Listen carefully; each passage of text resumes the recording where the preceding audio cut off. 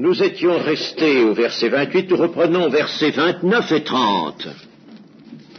Si quelqu'un te frappe sur une joue, présente lui aussi l'autre. Si quelqu'un te prend ton manteau, ne l'empêche pas de prendre encore ta tunique.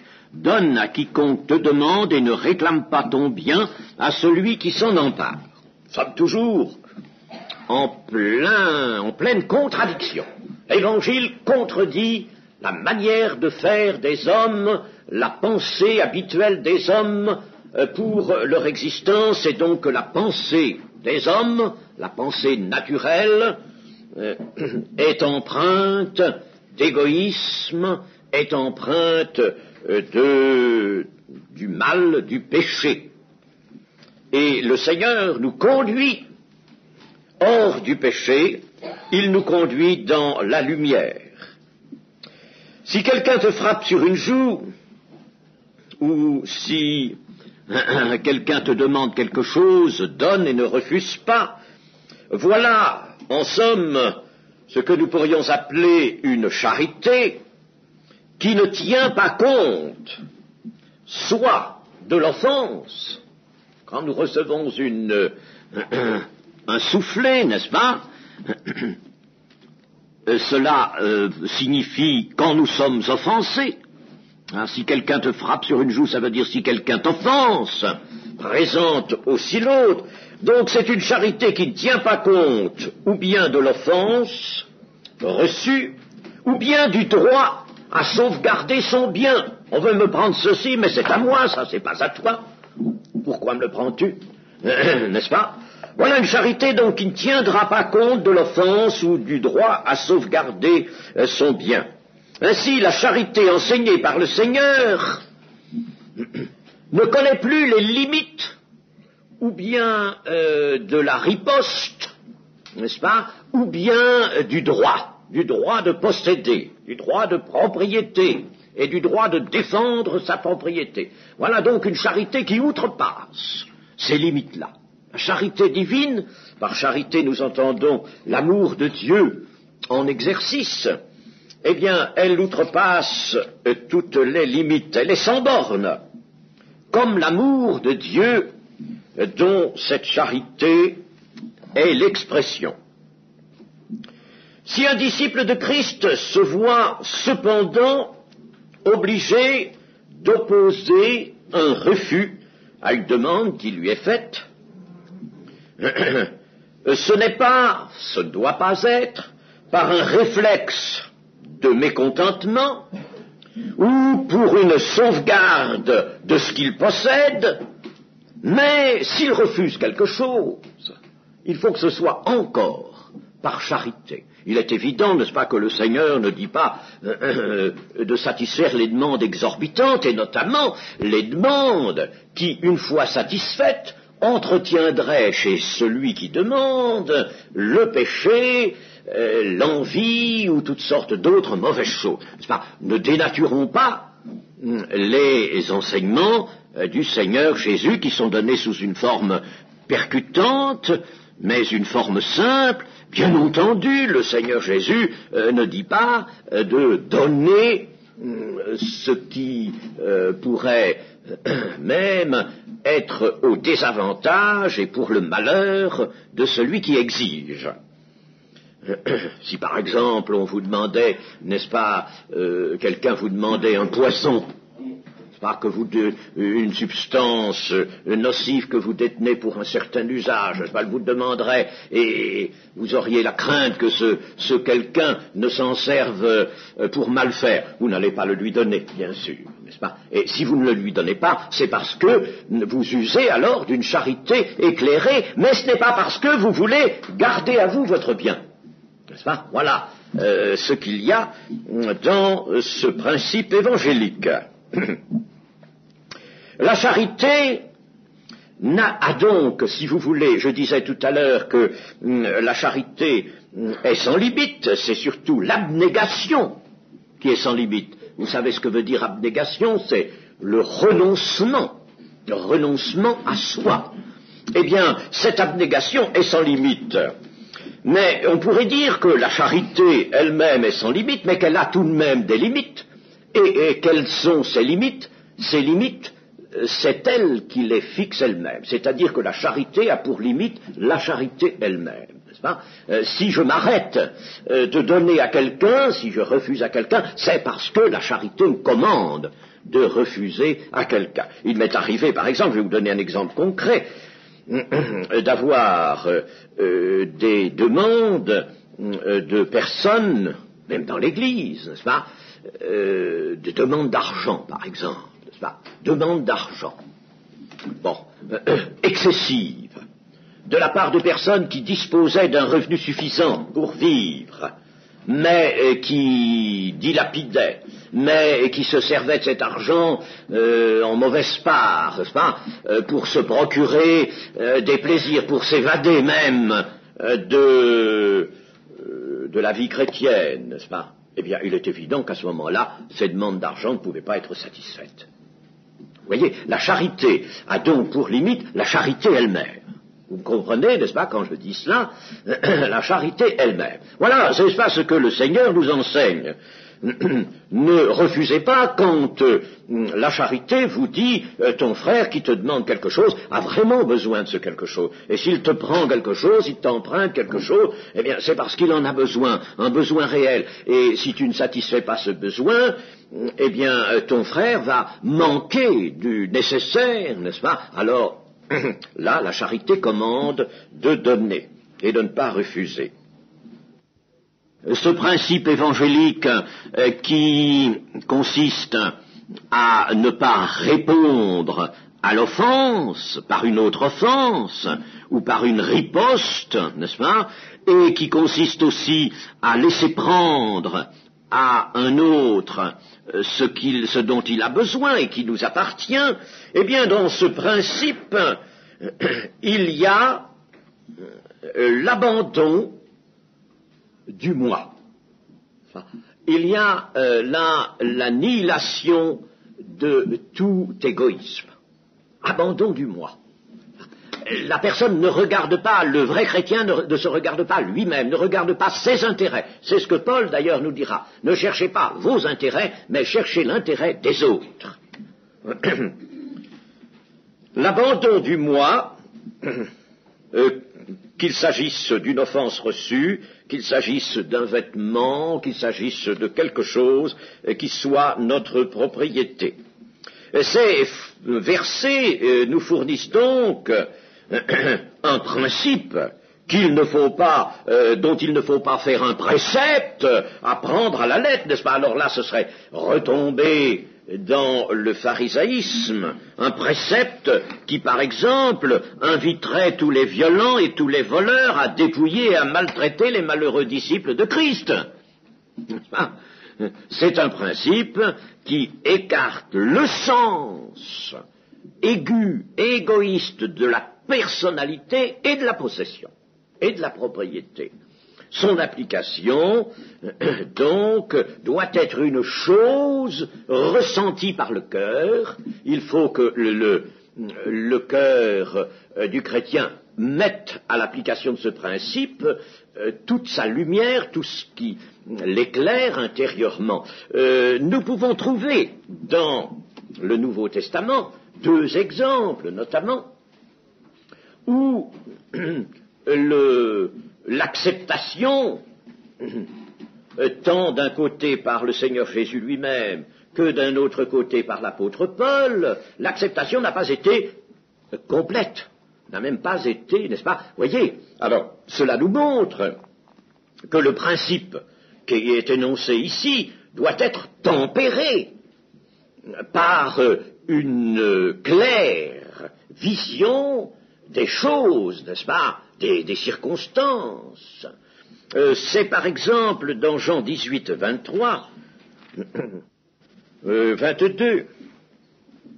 À ces mots, un des huissiers qui se trouvait là donna un soufflet à Jésus en disant « Est-ce ainsi que tu réponds au souverain sacrificateur ?» Jésus lui dit « Si j'ai mal parlé, fais voir ce que j'ai dit de mal, et si j'ai bien parlé, pourquoi me frappes-tu » Vous voyez là, n'est-ce pas, qu'il n'y a pas une acceptation d'office, si vous voulez, d'un soufflet, n'est-ce pas, Donc, l'enseignement que Jésus a donné dans le sermon, ce sermon de Luc, dans la plaine, ou le sermon sur la montagne dans Matthieu, n'est-ce pas? Eh bien, cet enseignement doit être naturellement compris et adapté à toutes circonstances selon une véritable charité, une charité consciente, naturellement. Pourquoi me frappes-tu? N'est-ce pas? Il est évident qu'on ne peut pas encourager, par exemple, n'est-ce pas, là on était dans le peuple de Dieu, dans le peuple juif, n'est-ce pas, et dans l'Église, par exemple, on ne peut pas encourager un frère à offenser un autre, n'est-ce pas. Si un frère a offensé un autre, il est évident, n'est-ce pas, que l'offense doit quand même lui être reprochée. Mais il n'y aura pas, évidemment, la loi du talion. La loi du talion, œil pour œil, dent pour dent, Jésus l'a écartée, n'est-ce pas?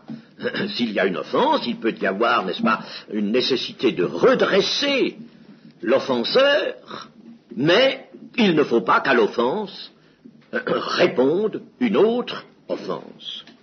Et puis nous avons dans Actes 23, verset 2,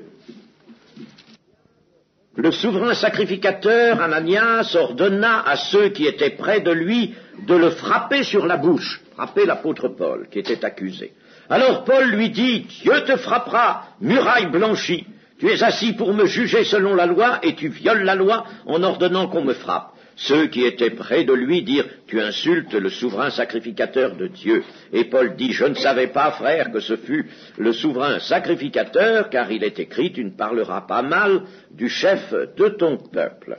Mais enfin, vous voyez là, n'est-ce pas, que on frappe l'apôtre Paul, lui aussi, n'est-ce pas, comme on a frappé le maître, et il réplique, n'est-ce pas, il ne va pas frapper à son tour, mais enfin, n'est-ce pas, il réplique, et cela est encore selon la charité, pourquoi me frappes-tu?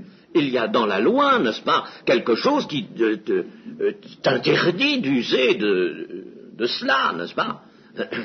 Alors, je dis, si je vous dis ces réserves, ce n'est pas pour affaiblir, bien entendu, ce n'est pas du tout l'idée, le commandement du Seigneur Jésus, le principe évangélique, mais c'est pour écarter toutes les interprétations basées sur uniquement la lettre, n'est-ce pas, et qui se font sottement rigoureuses, n'est-ce pas? Le Seigneur a dit cela, il faut faire cela, il faut le faire avec intelligence, bien entendu. Au verset 31. Ce que vous voulez que les hommes fassent pour vous, faites-le de même pour eux. Il s'agit, selon ce principe, de traiter le prochain comme un second soi-même. Un second soi-même. Ce que vous voulez que les hommes fassent pour vous, faites-le de même pour eux. Un second soi-même. Mais, bien entendu, ce que vous voulez que les hommes fassent pour vous, faites-le de même pour les autres. Alors, ce que vous voulez que les hommes fassent, il ne peut s'agir là que de choses absolument raisonnables. Il ne s'agit pas, n'est-ce pas, par exemple, si moi, n'est-ce pas, j'aime à ce que les autres m'aident à satisfaire des désirs coupables, je vais me prêter aussi à ce que les mêmes désirs coupables soient satisfaits chez les autres. C'est pas ce que dit l'Écriture, n'est-ce pas? Il ne peut s'agir là que de désirs raisonnables, de désirs qui sont selon la morale chrétienne, n'est-ce pas, selon l'Évangile. Ce n'est pas là une simple morale. Évidemment, la morale peut dire fais aux autres ce que tu voudrais qu'on te fît à toi-même, n'est-ce pas? Alors, voilà le principe de la morale, mais c'est différent. C'est différent. Si la morale des hommes, en dehors de l'Évangile, énonce cela, fais aux autres ce que tu voudrais que l'on te fît à toi-même, ce n'est pas le principe de l'Évangile, ça. Il faut faire attention, n'est-ce pas, que la morale, quand ça devient la morale des hommes, ça peut être assez bon, n'est-ce pas, mais attention, ça n'a pas du tout la même portée, la même valeur que le principe évangélique énoncé par le Seigneur Jésus. Ce n'est pas une simple morale, parce que faites à autrui ce que vous voudriez qu'on vous fît à vous-même, n'est-ce pas? Bon, eh bien ça, c'est donné comme une règle de bonne relation, de bon rapport entre les hommes, n'est-ce pas? C'est une morale assez satisfaisante, mais attention, faites à autrui ce que vous voudriez. Qu'est-ce que tu veux qu'on te fasse à toi-même? Ah, n'est-ce pas? C'est là qu'il y a un problème. Qu'est-ce que tu veux qu'on te fasse à toi-même? Le verset biblique, lui, le verset du sermon de Jésus, s'appuie sur la loi de Dieu. Ce que ne peut pas faire l'équivalent, ou si vous voulez, le principe moral que je viens de rappeler. Il faut que ce verset, ce principe évangélique, continue de s'appuyer sur la loi de Dieu. Et ce principe est proposé à des enfants de Dieu, c'est-à-dire à des gens qui sont pauvres en esprit, non pas à des orgueilleux du monde. N'est-ce pas? Voyez-vous, comme il y a une différence entre la morale du monde, même si cette morale semble être l'écho de l'Évangile, il y a une grande différence entre cette morale et la parole de Dieu. Ici, Jésus propose ce principe, et ce que vous voulez que les hommes vous fassent, n'est-ce pas, faites-le de même aux autres. Il propose ce principe à des enfants de Dieu, à des disciples, à des pauvres en esprit. En somme, il propose cela à l'esprit et non pas à l'homme naturel, c'est-à-dire à la chair. Tandis que la morale, elle parle à la chair. Elle parle à des gens qui sont inconvertis, qui ne cherchent pas nécessairement, n'est-ce pas, la gloire de Dieu, le salut, le pardon de leurs péchés. Elle parle à des hommes pour essayer de les tenir dans un certain comportement social, n'est-ce pas? Tandis que ici, le principe de Christ s'adresse à l'esprit de personnes qui sont éclairées, qui sont des enfants de Dieu. Alors, ce principe attend son application de la foi, de la mise en œuvre de l'amour divin dont le cœur du disciple de Christ doit être rempli. Donc c'est donc l'esprit éclairé du disciple, c'est l'amour divin qui est dans son cœur qui vont faire application de ce principe. C'est tout différent. Ne pas nuire à autrui, ne pas le blesser, ne pas le priver de ce qu'il a, c'est bien, mais c'est très insuffisant. Dieu demande de faire à autrui le bien. Le bien que tu veux qu'on te fasse à toi, ce bien-là, ce même bien, tu le fais à autrui. Mais quel est le bien qu'un disciple de Christ éclairé va-t-il vouloir qu'on lui fasse à lui? Eh bien, il va vouloir qu'on l'aide. Il va vouloir que l'on soit charitable à son endroit. Il va vouloir qu'on use à son égard de tout ce que l'Évangile nous apprend sur le compte de la charité, n'est-ce pas? Et c'est ce qu'il va faire aux autres. C'est ainsi que Dieu fait, en somme, de ses enfants, ou Jésus fait, si vous voulez, de ses disciples, les dispensateurs de la miséricorde divine.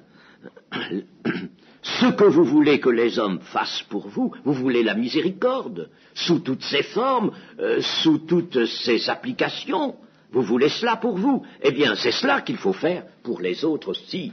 Heureux les miséricordieux, nous retrouvons, n'est-ce pas, une équivalence avec cela, heureux les miséricordieux, car ils obtiendront miséricorde. Alors, inversons, si vous voulez obtenir miséricorde vous-même, eh bien, soyez miséricordieux aussi pour les autres.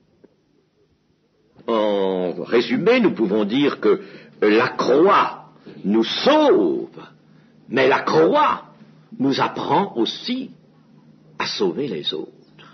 Et la croix attend de nous que par la croix nous sauvions les autres. La croix nous sauve, c'est bien, c'est fait à nous-mêmes, ça. Mais la croix nous sollicite, n'est-ce pas, d'apprendre à sauver les autres. Et la croix est donc vraiment le triomphe de l'amour.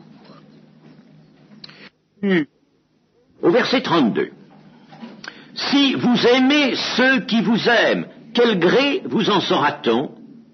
Les pécheurs aussi aiment ceux qui les aiment. Si vous faites du bien à ceux qui vous font du bien, quel gré vous en saura-t-on? Les pécheurs aussi agissent de même. Et si vous prêtez à ceux de qui vous espérez recevoir, quel gré vous en saura-t-on? Les pécheurs aussi prêtent aux pécheurs afin de recevoir la pareille. Mais aimez vos ennemis, faites du bien, et prêtez sans rien espérer, et votre récompense sera grande, et vous serez fils du Très-Haut, car il est bon pour les ingrats et pour les méchants. Soyez donc miséricordieux comme votre Père est miséricordieux. » Quelle chose merveilleuse. Si vous aimez ceux qui vous manifestent leur amour par toutes sortes de prévenances, par des obligeances, par un grand dévouement, c'est pas difficile. Ce n'est pas difficile de les aimer, ces gens-là. Mais en les aimant, dans le fond, analysons bien le mouvement du cœur, en les aimant, vous vous aimez vous-même. Vous aimez ceux qui constamment vous font du bien. N'est-ce pas? Il y a des personnes, par exemple, n'est-ce pas, qui ne peuvent pas vivre sans quelqu'un là qui est là, une personne dévouée qui est là à côté d'eux. N'est-ce pas? J'ai encore vu récemment, n'est-ce pas? Elles sont inquiètes, elles sont ennuyées, elles exigent même souvent que la personne qui s'occupe d'elles, n'est-ce pas, soit là. Ils veulent la savoir là, auprès d'elles. Il y a là, n'est-ce pas, un égoïsme, évidemment, c'est le fait souvent de personnes qui souffrent, de personnes qui sont malades, bien sûr, mais enfin, tout de même, n'est-ce pas, il y a là un égoïsme. Alors, le Seigneur nous dit, si vous aimez ceux qui vous aiment, ceux qui vous entourent, ceux qui vous manifestent vraiment tant de prévenance, n'est-ce pas, eh bien, vous ne faites rien de spécial.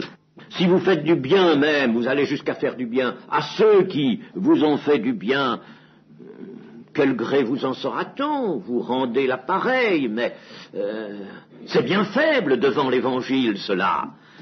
Si vous prêtez à ceux de qui vous espérez recevoir, vous prêtez à des gens sûrs, vous prêtez à des gens, vous savez, vous êtes tranquille, vous savez que dans tant de temps, ils vous rendront cela, n'est-ce pas?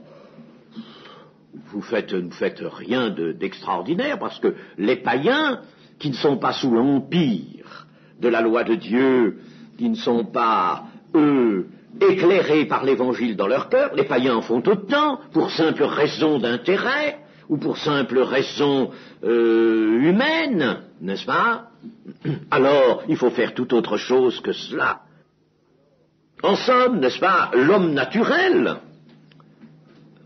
présente par bien des côtés certains caractères qui peuvent être trouvés dans l'Évangile, caractère des principes évangéliques, n'est-ce pas? Oui, bien sûr, mais attention, c'est limité.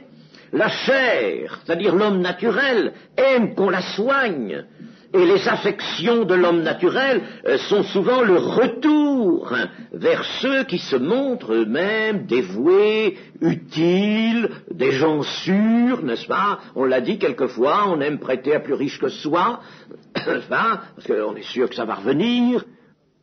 Voilà, n'est-ce pas, ce qu'on peut trouver chez l'homme naturel. Mais le Seigneur veut bien plus que cela. L'amour de Dieu doit être, lui, désintéressé et ne pas analyser, scruter chez l'autre la raison, n'est-ce pas, la raison de notre geste, si vous voulez, de notre geste, du bien que nous allons faire, n'est-ce pas, de notre attitude. Il ne faut pas en trouver la raison chez l'autre. Il faut qu'il y ait chez nous, n'est-ce pas, un comportement charitable à l'adresse de n'importe qui. L'amour de Dieu est désintéressé, indépendant de ce qui a été reçu ou de ce qui n'a pas été reçu. L'amour de Dieu doit donc s'exercer à l'égard de toute personne, et même de personnes qui ont agi contrairement à l'amour, des ennemis, des personnes qui ont agi contrairement à la bonne relation entre personnes humaines, entre créatures humaines, qui ont agi contre l'amour, qui se sont laissés même guider par le mal, n'est-ce pas, qui nous ont offensés, blessés, qui nous ont fait toutes sortes de choses, n'est-ce pas, regrettables et désagréables, et bien même vis-à-vis de ces personnes-là, il faut agir selon la charité, selon l'amour. L'amour divin ne peut pas être un retour. Dieu ne veut pas cela. Alors si l'amour divin était un retour, jamais Dieu ne nous aurait aimés. Mais il nous a aimés le premier, est-il dit, n'est-ce pas, le premier. C'est-à-dire, il a aimé des ingrats, des impies, nous dit l'Écriture, des gens révoltés contre lui. Il nous a aimés le premier.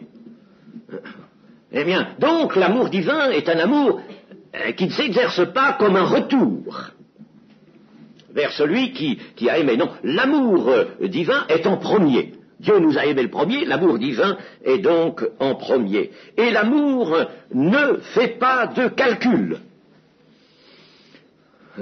Il est inconditionnel. Et cet amour aura une récompense, car tout doit avoir une conséquence. Mais la récompense est une conséquence, n'est-ce pas ? Mais la conséquence ne va pas se présenter dans le temps actuel.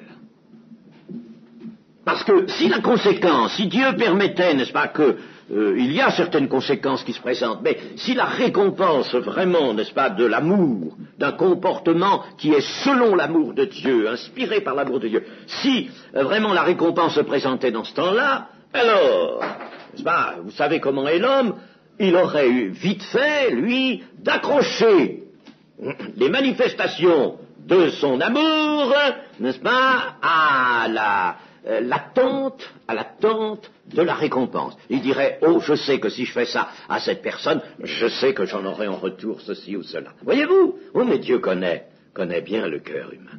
Alors il a dit, tu n'attendras rien dans ce temps-là. Tu feras, n'est-ce pas, tu seras charitable, mais tu auras une récompense, car il faut, tout est juste selon la justice, mais elle te sera donnée dans le ciel. Ta récompense sera grande dans le ciel. Dans le ciel. À ce moment-là, n'est-ce pas, tu seras dans la perfection. À ce moment-là, tu n'auras plus devant toi ni des ennemis, ni des gens mal intentionnés, ni des gens pécheurs. Tu ne seras plus toi-même pécheur. Tu seras dans la perfection. Tout le monde sera dans la perfection. Tout le monde exercera le parfait amour divin, n'est-ce pas? Alors à ce moment-là, tu auras ta récompense. Mais pas avant. Enfin, on peut dire que l'amour est la clé de tout témoignage, de toute œuvre, de toute évangélisation. Ah, comme on aurait besoin de le réapprendre cela aujourd'hui. C'est lui qui entraîne la puissance de l'Esprit de Dieu dans toute dispensation de l'Évangile, de la parole de Dieu, de l'Évangile. Il s'agit d'attirer des âmes, il s'agit d'appeler des âmes au royaume de Dieu, c'est ça notre travail. D'annoncer le royaume de Dieu, de manifester les signes pour amener des âmes à Christ, au royaume de Dieu. Chers amis, sans l'amour, c'est zéro. Sans l'amour, c'est travailler avec de la paille, bâtir avec de la paille, avec du foin. Dès qu'arrive l'épreuve, ça flambe. On peut quelquefois, n'est-ce pas, attirer des gens. Il y a des sectes qui ont pas mal d'adeptes. Ils attirent des adeptes, n'est-ce pas? Ce n'est pas le véritable amour divin, car le véritable amour divin n'a place que là où la vérité est d'abord établie. Là où la vérité est établie, là l'amour divin. Ne parlez pas d'amour si vous n'avez pas fait place à la vérité. Car alors, vous avez écarté ce qui sanctifie, vous avez écarté ce qui sauve. Je vous affranchirai, la vérité vous affranchira, sanctifie-les, dit le Seigneur Jésus, sanctifie-les par ta vérité, ta parole est la vérité, sanctifie-les par ta vérité. Il faut d'abord mettre la vérité en place. Hein? Et puis alors l'amour, là, n'est-ce pas, de Dieu se manifeste là où la vérité est mise en place. L'Évangile vient avec sa vérité, c'est lui qui apporte la lumière, alors l'amour est là. L'amour est la clé, mais l'amour est l'associé de la vérité.